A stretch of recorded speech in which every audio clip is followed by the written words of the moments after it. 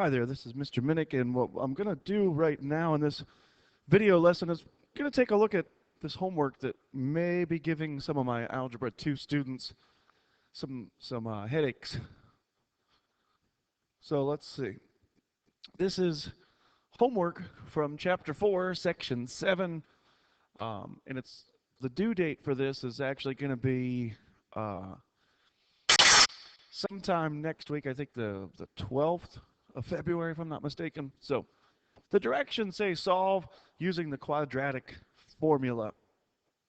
So we've got x is negative b, so that's going to be negative 7 plus or minus the square root of b, which is negative 7 squared, minus 4 times a times c, and then all that's divided by 2a. So first things first, when you're doing this homework without pencil and paper, other attempts are virtually futile. In other words, as good as you might be at mental math, you're probably going to want to write this stuff down. So we get 7 plus or minus the square root of negative 7. When you square it, that's 49. And then 4 times 1 times 11 is 44. And then all that's over 2. So we get 7 plus or minus the square root. 49 plus 44, that's going to be 80. That's 93. That's 93. And then that's all over 2. So 93, I don't think that's going to break down any further as far as being able to break it down. So if I did this right, my answers for MathXL, what they're going to want is 7 minus the square root of 93 over 2, comma 7 plus the square root of 93 all over 2. Okay? So let me go ahead and just double check one thing real quick here. Hopefully I made all my substitutions right and everything like that. B squared minus 4 minus 4ac, yeah, that looks good. Okay. So 93, I'm interested in 93. I want to know if that has any perfect square factors in it bigger than 1. I don't think it's divisible by 9. I don't think it's divisible by, other perfect squares would be, what, 25 and 16. It's not divisible by 16, so I think I'm okay. I think I'm okay. Let's just try sending this through. So 7 minus square root 93 over 2. 7. So I better start up a fraction first of all. So in my answer, I need a fraction. 7 minus the square root of 93 all over 2. Now here's where using some computer skills is handy. After I put my comma, I'm going to go ahead and copy this expression. I highlight it. I'm going to press Control, hold Control, and then C, Control C for copy. And then after the comma, Control V for paste. I don't know if you knew that could work, but it does. So if all is well, look at what it says. It says simplify your answer, type integers or fractions for any number in the expression. And the key word here, it says type an exact answer. Type an exact answer using radicals as needed. So I'm going to check this. It's telling me I did a good job.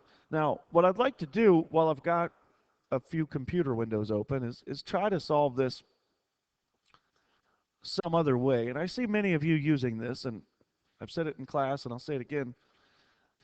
I don't mind you using this as a way to help you figure out a math problem. However, if you're solely relying on this as your only means of being able to do what we're doing in class, you're not holding up your end of the bargain. Your end of the bargain is the national content standards say you will be able to solve this with and without technology. And using Mathway as your only way of solving this, you're not solving this with technology. So this one gives the answer in a little bit different format.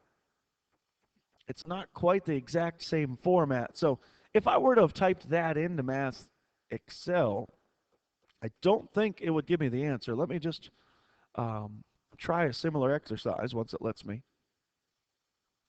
For the similar exercise, did it give me the same one? Let's try. Wait a minute for it to load here. It gave me the same problem. Okay, so let's type what Mathway had. It had 1/2 times the group of, and then 7 plus rad 93. So it was 7 plus, and then the square root of 93. And then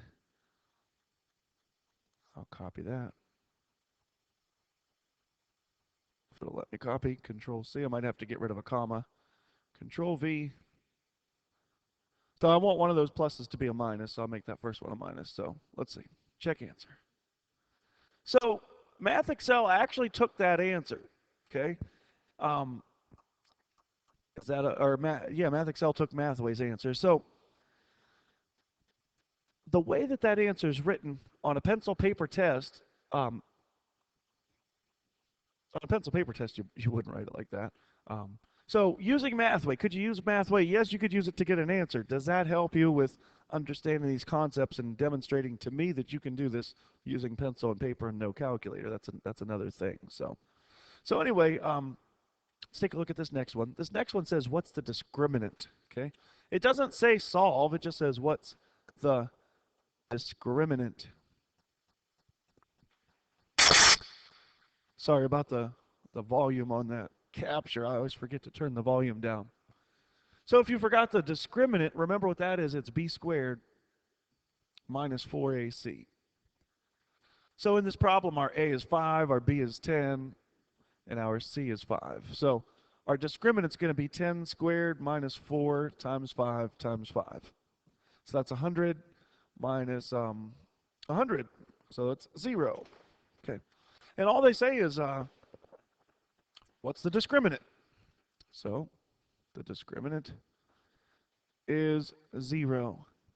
Now the other part of this is, okay, how many real solutions does this equation have then? And that's where we would refer back to our notes. If the discriminant is 0, there's just one real solution. Okay, so there's that one. Now, if you're using this Mathway again, and you go up here, we had, what was it, 5x squared? 5x squared plus 10x, I think it was, plus 5. Double check, make sure that's what it was.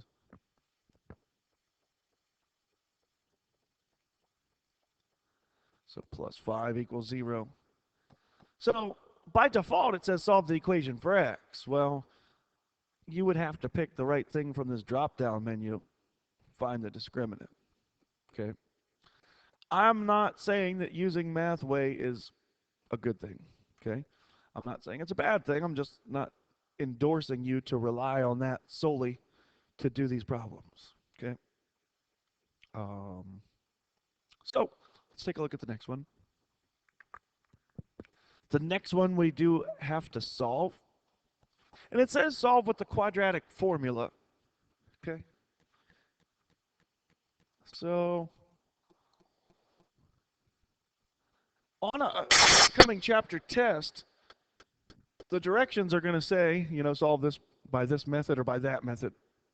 If I had to solve this and nobody told me what method to use, I would do this. X squared minus 8x is negative 15. I would complete the square. I would say, so I add negative 4 squared.